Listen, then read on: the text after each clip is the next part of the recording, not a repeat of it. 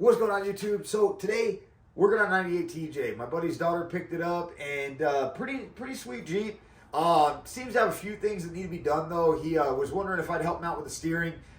This Jeep's on 35s, and it's got the factory steering. So in another video, I'm going to be doing a crossover steering setup, so keep an eye out for that video. Today's video though is going to be dealing with the intake exhaust manifold gasket, and then also, originally we thought it might just be the gasket, but upon looking, I found a pretty gnarly crack on the flange. So we're going to be swapping out the manifold as well today. There's a pretty good amount involved in doing this, but it's really not too hard. It's just one of those things that when you look at it, it looks pretty overwhelming. So we got a lot of work to do, so let's go ahead and start tearing stuff up and getting it going. All right, so first thing first, we're going to want to go ahead and get this this intake pipe taken off. It's just going to be the two clamps, and we got the breather hose right there.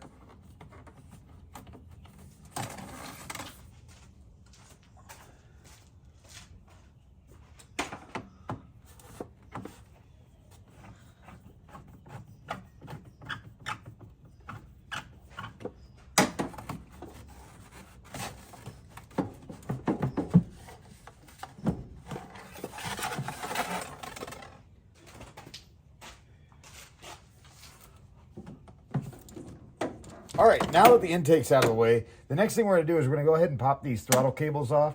One snaps on, so the back one just pops on. The front one, though, you're going to hold the throttle body closed, you push it forward, and it's going to unhook. Next thing we're going to do is we're just going to go ahead and disconnect the bracket from the intake manifold.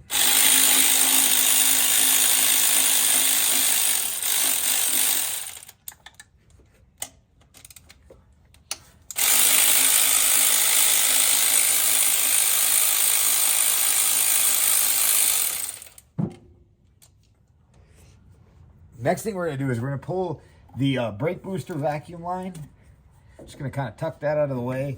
And then we're going to go ahead and disconnect the other breather and just swing that out of the way as well. Now we'll be able to start working on the harness. So we're just going to disconnect each one of these plugs one by one. Now, most of these are pretty molded, and it's really hard to mix up where they are. But if you are worried about it, you could just put some painter's tape on it and like mark 1, 2, 3, 4. That way you don't get them mixed up. But for the most part, they're pretty hard to. Like I said, they're kind of stiff and in position, so you'll kind of know where they came from.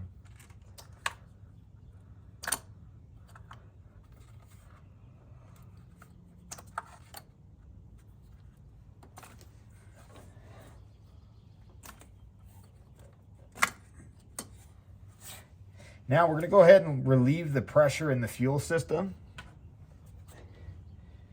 Now, this has been sitting for a while, but sometimes a pretty good amount comes out of these.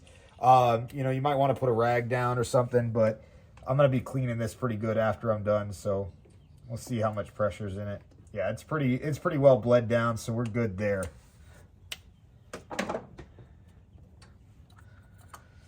Now, taking this off, these become pretty brittle. You want to kind of try to pull with even pressure. A lot of the time, these end up snapping as they come off the studs because they're just popped down onto the valve cover studs.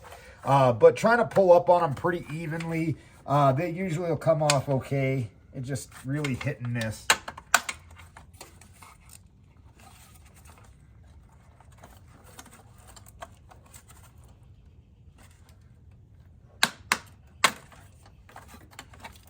Okay, now got a few more plugs at the back here we got to unplug. We don't really need to go crazy with it because we're just going to swing this up out of the way and kind of tuck it to the other side. But we want to get everything that's kind of holding it back unplugged. And again, most of these, they can only plug in one place. But for the most part, if you really want to, you can mark where they go. It's just they really only plug in one place.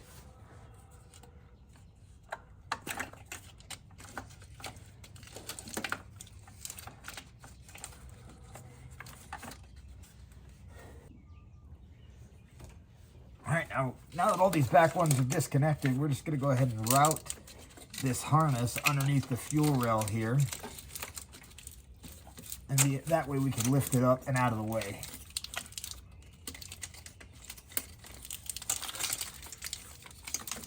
Now, like I said, we don't really need to go crazy with this. We just need to kind of pull it back and tuck it back far enough on the other side of the valve cover that we just got some room to work. That's really all we need right there. So now the next thing I'm going to do is I'm going to double check. I always like to do this a couple times before I disconnect the fuel line. We're just going to make sure that we've bled off all the pressure.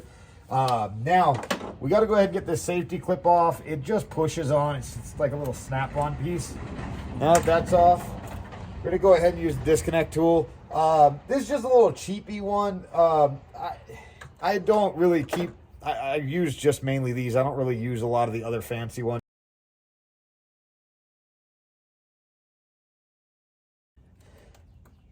And the size on it is, I actually have a part number. It's W83105, but it's a 3/8 disconnect. So now the trick with these, you want to push the line in as you push it in until it collapses, and then you should be able to work this off. And there you go. So now the fuel line's disconnected. The next thing we got to start working on is we actually have to pull this belt, because we got to go ahead and take this power steering pump off.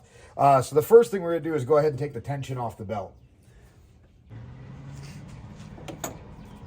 All right, now the tensioner bolt's a 15 millimeter, and we're just going to go ahead and loosen this to where we're able to remove the belt.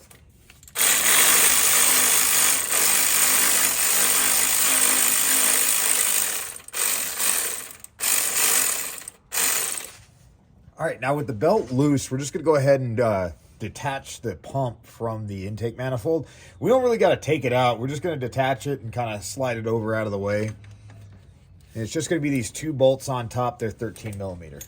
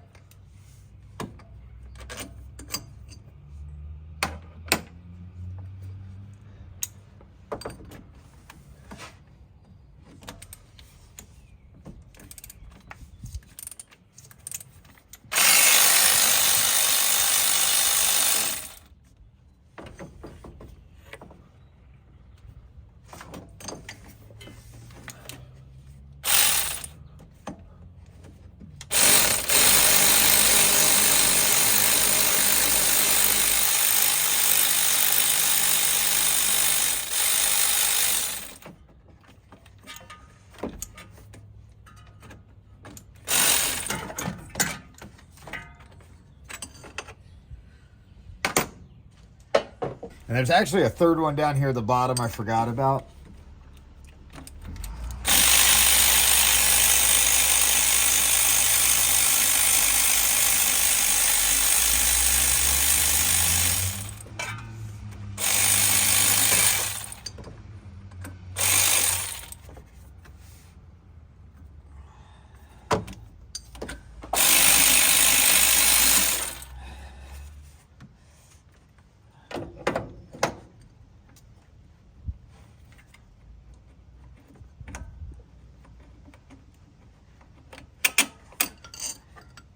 All right, now with that pump detached, if we needed a little bit more space, we could undo the actual bracket to pull the whole thing away.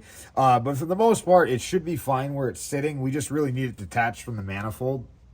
So now what we're going to do is we're just going to go ahead and loosen all these. We don't want to take them out. We just want to kind of crack them free and make sure that they're not seized in there or anything like that. And if they are, we just got to work them back and forth to try to loosen them up.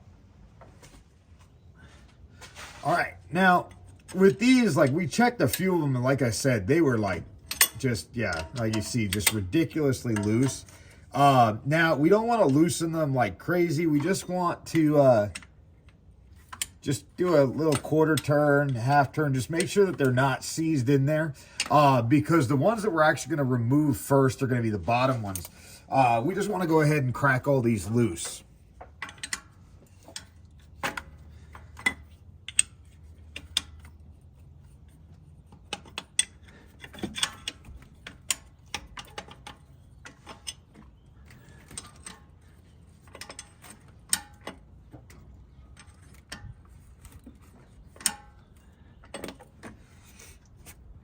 All right, so now we're gonna go ahead and knock out the tricky ones first. The ones on bottom are kind of hard to reach. I'm gonna put the camera underneath, but it's gonna be really hard to see them.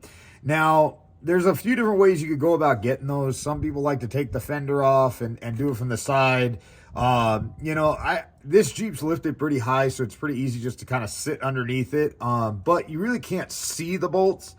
You got to do those by feel, which is kind of the pain in the butt part. But we're just going to go ahead and remove those so we can go ahead and pull the intake manifold. Now, unfortunately, there was no real position I could get you guys in under there where I could still actually work to get those bolts. But I'll show you where they are specifically on the manifold once we get the intake out. So now I'm just going to go ahead and take all these bolts out off the top. Now, just be careful when I'm doing that, it's going to start to lean. So as we get towards the end of them, I'll leave the center one and kind of hold it up. But for now, we're just going to go ahead and loosen these and take them out one by one. And then we'll be able to pull this manifold.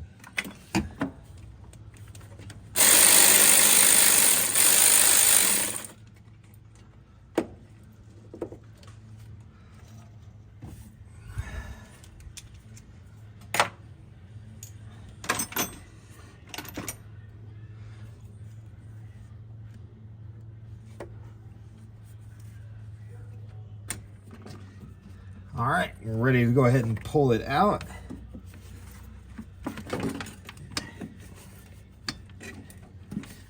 All right, so the last thing I gotta do is just pull these 3 bolts out, and that'll be it, and it'll come out. I actually already cut the flange bolts down at the bottom. It was just, you guys would have just been looking at my back while I was reaching down there to cut them. They were just so rusted on there was just no way I was gonna break them free, so I just ended up cutting those ones. Now, one thing to note is these outside 2 on the manifold coming out of the head, those are actually studs.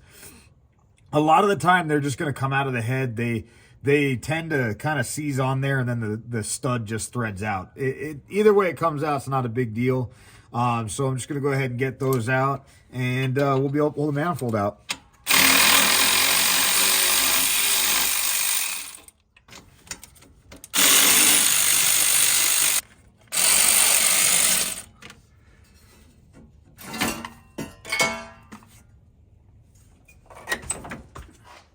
All right, so it's all torn down. Now, that crack's actually way worse than I thought. It's completely through and through. And that's pretty common on these. They tend to crack at a few different spots, and it's pretty normal. So the gaskets will be here tomorrow, and I'll be able to do part 2 where I'm going to put this all back together. Hopefully this helps some of you guys with taking it apart. Like I said, it's more tedious than it is anything else, but make sure you give this video a thumbs up. Hit that subscribe button. I appreciate you guys. Like I said, stay tuned for part 2. I'll be throwing everything back together and getting this thing going again.